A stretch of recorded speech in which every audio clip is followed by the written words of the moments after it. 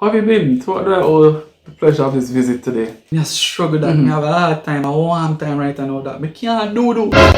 I can't do that. Nothing now come out. It's over a month now. I can't do that. Something alright? Something alright, yeah. That's a long I man. drink everything. I try to bush with them. I really want to come to you, but I have a choice right now. That look on my belly, doc. Look on my belly, doc. I 1 month this gross in there, you know. Me look at me pregnant. Me look worse than being a man right now, doc. Oh, doc, I need some help, man. You have to do something for me. You have to do So something. what I'm going to do, I'm going to recommend you to do 2 things.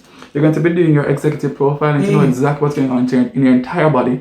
And I also want you to do colonoscopy. That's very, very important. So that colonoscopy something now. What that, doc? What that? Talk to me about that now. It's a rectal examination where they will insert an instrument through the anus, and that will go through the stomach lining and You'll get an idea of what's going on inside of your stomach, like what's causing you to